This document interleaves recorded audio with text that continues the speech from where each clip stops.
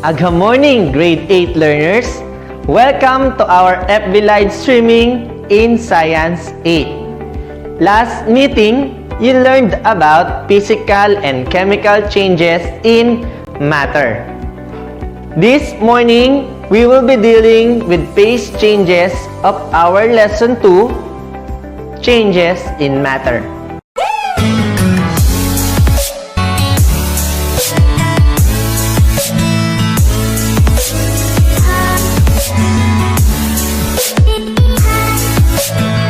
Prior to our discussion, I told you that there are always objectives to consider.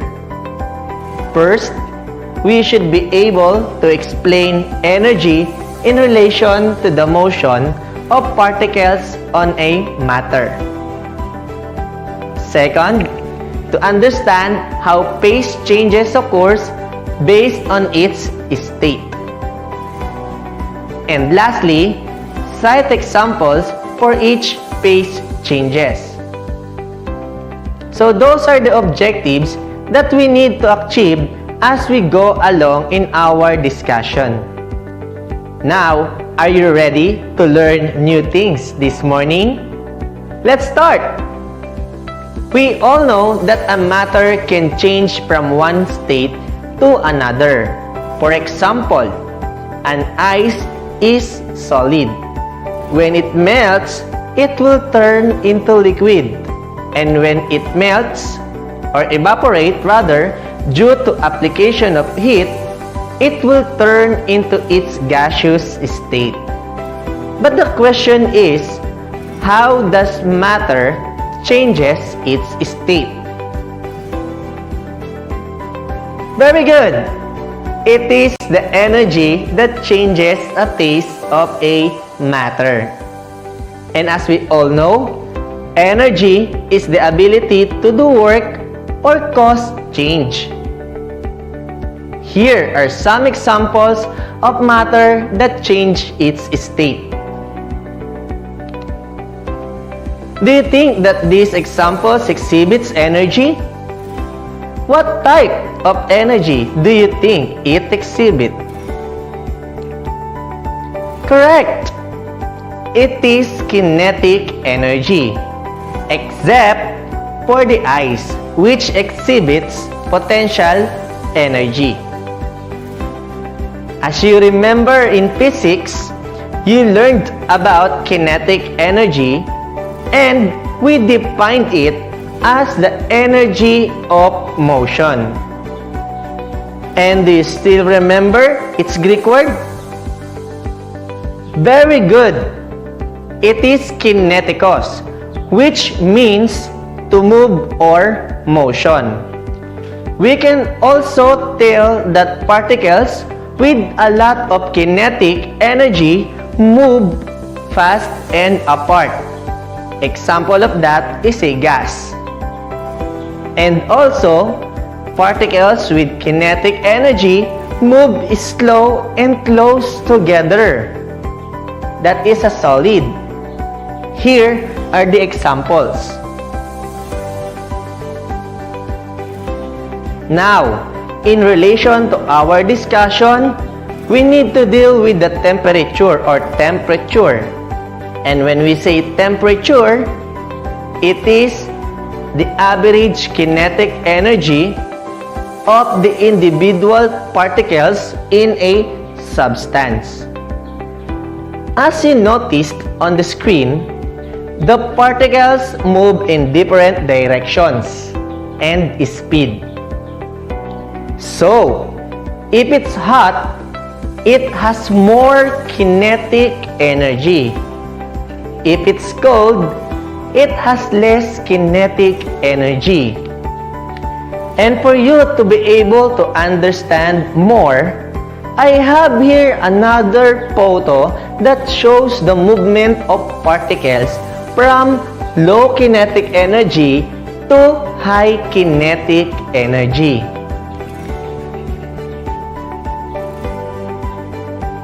Another example is this picture that shows low kinetic energy to high kinetic energy. Do you think there is a connection between energy and temperature to the phase change of matter or phase changes of matter? Absolutely yes. Let us define first phase. It is the changes occur at a constant temperature as heat is absorbed or released. Remember that in phase, heat is absorbed and released. And phase depends on the strength of forces of attraction between particles. How about phase changes? It is when a substance goes from one phase to another. And what happens during a phase change or change of state? During a phase change, heat energy is either absorbed or released. Heat energy is released as molecules slow down and move closer together. And heat energy is absorbed as molecules speed up and expand. As you can see on the screen, red arrow shows the adding of energy from solid to gas, while blue arrows shows the removing of energy from gas to solid. Here, you can think of the phase changes that change from one phase to another. Do you still remember physical change? Actually, class, phase changes is under the category of physical change. And when we say physical change, it is a change of matter without changing the identity of the substance. Also, it is a change in state, a change in size, shape, and mass. And physical change does not change the chemical makeup of the matter. Examples are grind, dissolve, erode, rip, tear, break, phase change, which is melt, freeze, condense, dry ice, boiling water, and many more. As we learn those things, we need to deal with types of phase changes. These are melting, freezing, evaporation, condensation, sublimation, and deposition. All phase changes are caused by adding or taking away energy. Here is the illustration how phase changes happen from one phase to another. And for you to understand more about phase changes, let us discuss each phases. Are you ready? Let's begin! Melting. It is a phase change from a solid to a liquid. What happens to molecules? Molecules speed up, move farther apart, and absorb heat energy. Energy in this situation is added. Examples are ice, ice cream, candle wax, which is exposed to sunlight, and many more. Next is freezing. It is a phase change from a liquid to a solid, and its molecule slows down, move closer together, and release heat energy. So energy removed. Example is freezing of water which turns to ice. Another phase change is condensation. It is a phase change from a gas to a liquid, and the molecule slows down, move closer together, and release energy or release heat energy. Examples are moist from drinking fountain, human breath, etc. Next phase change is deposition. It is a phase change from a gas to a solid. The molecules slows down, move closer together, and release heat energy. Example is frost. Aside from deposition, evaporation is another phase change from a liquid to a gas on the surface of a liquid. Occurs at all temperatures, and the molecules speed up, move farther apart, and absorb heat energy. Examples of this are ironing of clothes, melting of ice cubes, drying of wet hair, and many more. And what do you think is the last phase change? Exactly! It is sublimation. It is a phase change from a solid to a gas. Molecules in this phase speed up, move farther apart, and absorb heat energy. Example of this is dry ice, mothballs, perfume tablets, dye printing, and many more.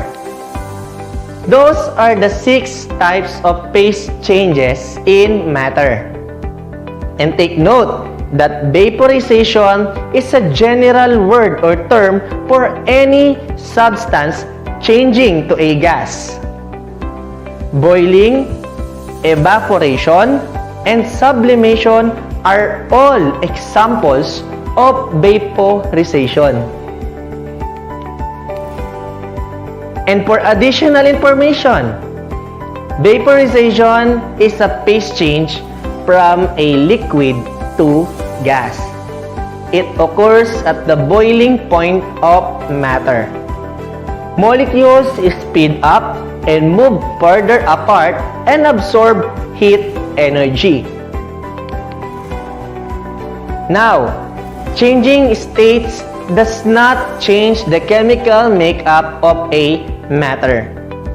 You have what you started with, just in a different form. For example, ice, when heated, it turns into water. While water, when heated, it turns only to water vapor. And that's all about the types of phase changes in matter. Let me check now your understanding.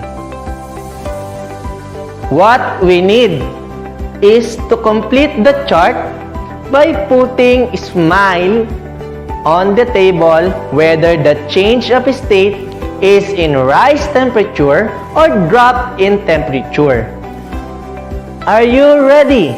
You will be given 20 seconds to answer. Go!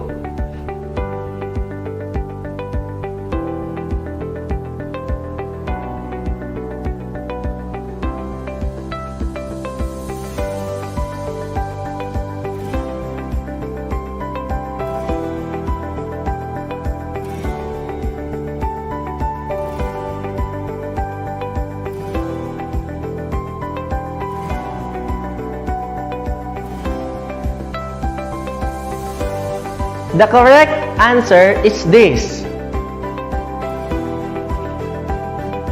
I know you got a perfect score for that table. So for now, we will proceed to the question and answer portion.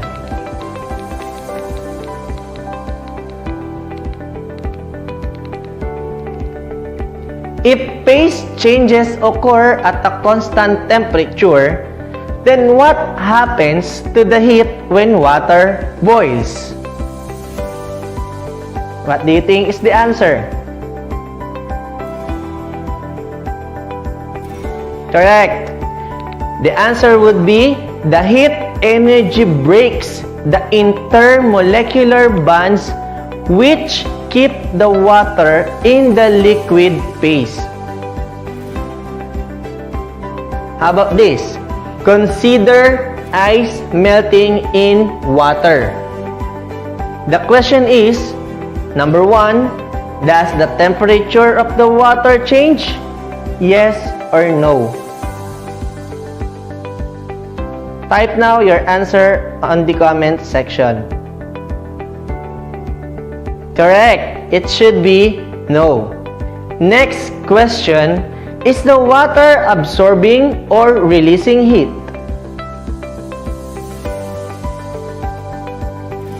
Great! The answer is releasing heat.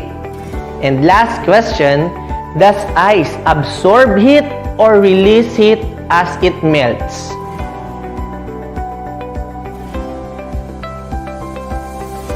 Exactly correct. It absorbs heat. You did a great job today, class. I am so proud of you. I hope that you learned something today. And do not forget to apply those learnings in your daily living. That's all for today. Thank you, and God has blessed you all. Do not forget also to like, share, and subscribe my channel. Click the subscription button and my pranks. So if you want to laugh, just watch my pranks. And also, hindi lamang yan, ginawa ko po itong video. It is because for this reason. Next one is study and meditate the genuine gospel. So let us spread the gospel of Christ in this mid of crisis. So do not forget again to subscribe my channel Poly TV or Teacher Poly TV.